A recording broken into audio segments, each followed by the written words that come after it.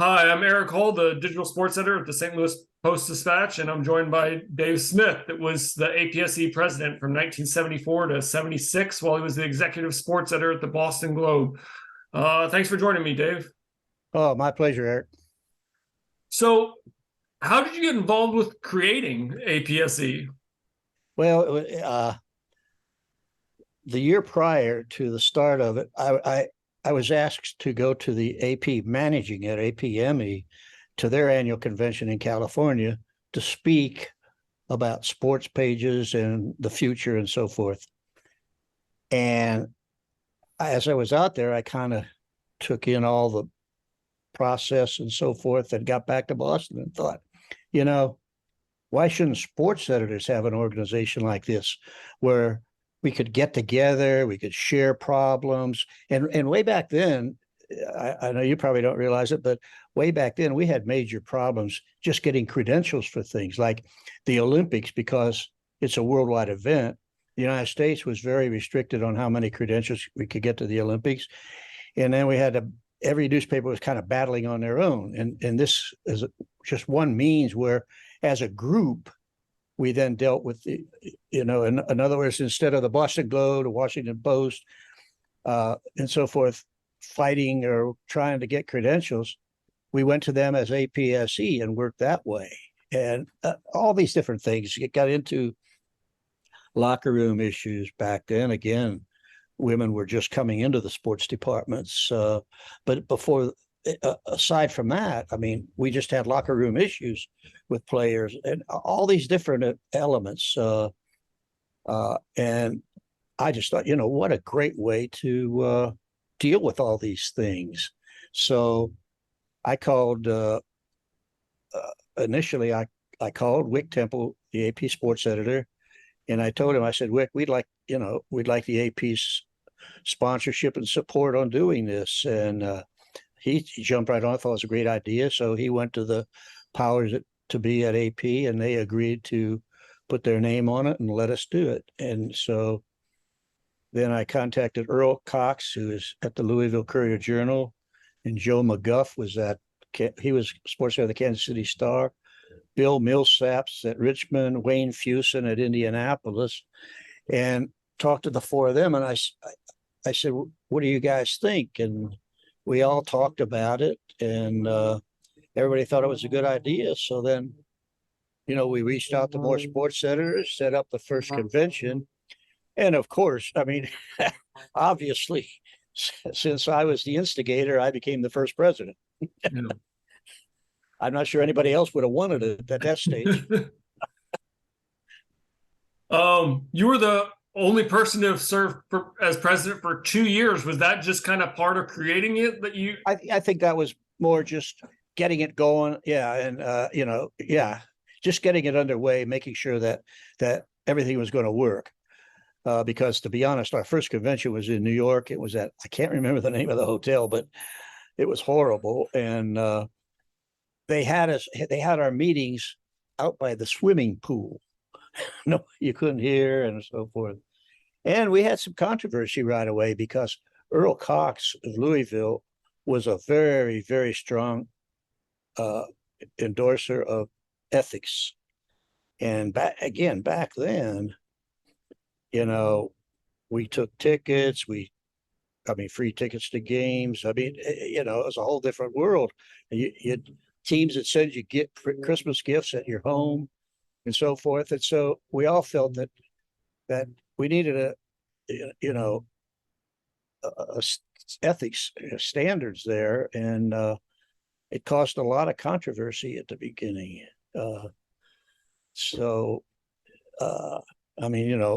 Old time sports editors like, Joe McGuff and so forth, they didn't have a problem with it. But what they had the problem with is that anybody would assume that just because, they got season tickets to the Kansas City Chiefs, that was going to impact their coverage.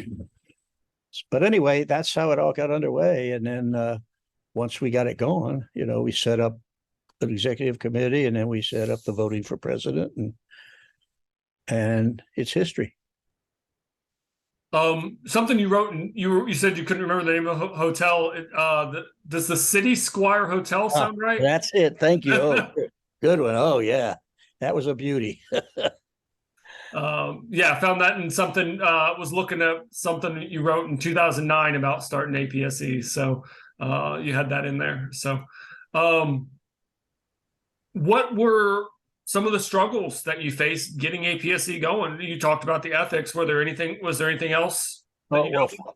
financial initially, because again, as you know, being in sports, editors sometimes look upon us as the toy department or whatever. And initially, a lot of editors and publishers were very reluctant to send guys to the conventions, figuring it was going to be just a gathering of drinking and card playing. And uh, so initially, to deal with that and to add legitimacy, we tried to have programs where actual editors and publishers were there so they could actually see what we were doing and so forth. But even then, a lot of papers just didn't want to spend that kind of money to send guys to the convention initially, and it took a while, and it was really hard getting the small papers involved. And we made for quite a few years really made a strong effort to push to make it possible for the smaller paper sports editors to get there. And as a result of that, we eventually set up regions so that for those small papers that couldn't get to the main convention, we could have a mini convention in each region where they could get together. Um, did you find anything that was particularly successful in helping to get the small papers to the national convention? Hmm. Not myself, but we had uh, uh, the George Solomons and all the people who knew the importance of the small paper. First of all, you kind of look upon it as a place where you can find some good talent, but just the importance of it and making sure that it was inclusive. And so Eddie Storen at Miami, all those guys that got involved, very involved, were the pushers for these things. Uh, Um, then in 1990, you received the Red Smith Award. What did that mean to you to be recognized in that way by the organization? well, obviously, it was an incredible honor, especially being the first non-writer to get it. Uh, uh, I still look upon that award as one of the best things in sports journalism that could exist. Very honored. And you look at the names on that list. A lot of big names that I'm not sure I should be among, but Yeah. Is there anything else you're particularly proud of from those early years of getting APSE going, or any other particularly fond memories? well, there's always the great memories, and I think it. I just think, from my perspective, getting to know better the Bill Dwyers, the George Solomons, and the Joe and the guys from the smaller papers too. Eventually, it was just more. Even though it was a serious organization, there was also the camaraderie that went with it that I thought was really, really great. I mean, and it got to a point where even though in our own way we were all competing for each other, and that's the contest came about, and that made that part of it. But we still had. I could, if I was looking for a good copy editor, and I just didn't have a good line, and I could call George at the Washington Post and, hey, he could give me a name or two of people that he's had an eye on and so forth. Uh, and I just happened to come up with the idea. But to be honest, any of those guys, Bill Dwyer, who is very, very strong leader in the organization. Any of those guys would have probably eventually come up with the idea. What does it mean to you to see APSE reach its 50th year this year? Well, I'm what it means to me is I'm getting really old. uh, oh, I mean, I'm just proud that it's survived in the way it's going. And you know, to be honest, when I retired some 20 years ago, I didn't think about the fact that the internet would be coming into play so much. But I'm glad that that it's opened up its doors, because that's where we are now. So, but it's obviously become still a very, very important organization for all the internet sites and everyone else to want to still belong. What has APSE meant to you on a personal level, as far as like relationships you've built through the organization? Oh yeah, I mean, just great relationships. And you know, it's hard to say. Again, I'm just proud that we did what we did, and I'm also humbled by it in the sense that, and I don't mean this in the wrong way, but you know, the Bill Dwyers, again, the Joe McGuffs, George Solomons, the Earl Cox, all those great sports editors, and they were all great sports editors. I mean, Louisville, for example, the Courier Journal was once looked at upon as the best edited newspaper in the country by far. I mean, they were a very strong edited paper. Uh, uh, all these guys were just great sports editors, and frankly, without them, I mean, we would have never had an organization, for one thing. But um, I, I'm I'm not surprised, but in a way, I am surprised that it lasted 50 years. I just wasn't sure, you know, how much it would mean to you younger people coming in. Are there any other highlights or milestones from APSE that stick out to you from over the years?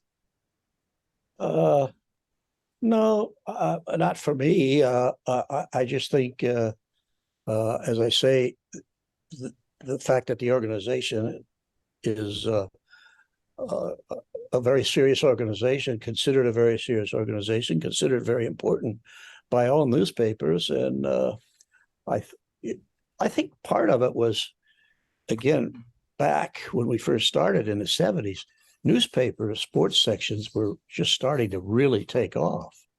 I mean, at the Globe, for example, when the Red Sox were in the World Series in 75, 5 or 6, uh, you know, we created 2 sports sections for the first time. And, you know, the publishers were willing to give us whatever space we needed, which normally was unheard of. You know, you had your space, you suffered with it. But I think publishers became more and more knowledgeable about how important sports was. I got a machine running across the street here. I could move inside if you want. It's okay. Okay. It's a little bit there in the background, but it's not too prominent. Okay. Um, what advice would you have for future presidents of APSE? You know, I'd like to say I would have advice other than just keeping it going, keeping it strong. To be honest, since I've been out of the business so long, other than reading various papers and staying up with sports, I really haven't stayed in touch with the actual inside of the business. And I really haven't, other than using the internet as much as I can and, you know, reading the various internet sites. I'm not real familiar with what's going on there. So I'm not sure I could give advice. Okay. What are you doing now, and how are you spending your time? Oh, I play golf 3-4 days a week, which is no surprise to my friends. I'm able to catch up on a lot of reading that I didn't do when I worked. I'm a big fiction reader. I play a little bit of bridge. Don't I shouldn't say that. Everybody would be mocking me now. Oh, he's a bridge player. Yeah, and then I have, my grandchildren and my great grandchildren to stay with. So I stay busy, surprisingly enough. Actually, sometimes I think I'm busier now than I was when I worked. Is there anything else you want to add about your experience being involved with APSE or about the organization? I try to think. No, I can't. I can't think of anything. As they say, what I should do is just go through the list of about 30 or 40 people that were there during the early years that were just so key. But I'll tell you, the one thing that when we first started it, I thought might blow the organization up, and that was the contest. Because all of a sudden we're all best buddy, we're all, hey George, hey Dave, how's it going? And then all of a sudden you're competing to have somebody say you're better than them. And but nobody seemed to have a major problem with it. It was pretty much dealt with professionally, and I was surprised how well it went, because it could have really been a problem. What do you remember about what went into creating the contest? I'm sorry? What went into creating the contest? Well, I think the idea was, again, to bring home to newspaper front offices, that sports sections are out there competing to be the best. And again, there were all these other contests for inside newspapers, and so I guess we just thought it would be a good idea. Initially, it started off just honoring sports sections, and then eventually we got into the writers. Do you remember how that evolved? From just recognizing sections to recognizing writers as well. Yeah, I think so. I think after several years of the sections, or many years of the sections, everyone just said, hey, wait a minute, what makes our sections, not just the design and that, what makes our sections is the great writing. So we ought to be looking at that just as much as looking at the appearance of sections and the quality of sections and all that. So I'm even to today, but I shouldn't say that. When I retired in 2004, I thought still then that while sports sections were obviously key to circulation, I felt that sports writing was not was not considered as good as other writing in the newspaper. And we always laugh, and I'm sure you do. I'd like to see, some of these other writers at the paper go out there at a ball game with, an 11 o'clock deadline, and the game ends at 10:50, getting a story into the paper, much less a story that makes sense and is pretty well written on the time clock. But even beyond that, I mean, sports writing, and we led the way, before the rest of the paper got into analytical writing, reporting, we were doing it long before. And we took a different approach. City side reporters, or whatever they're called now, reporters covering city council, for example, pretty straightforward. Council did this, that, and the other thing.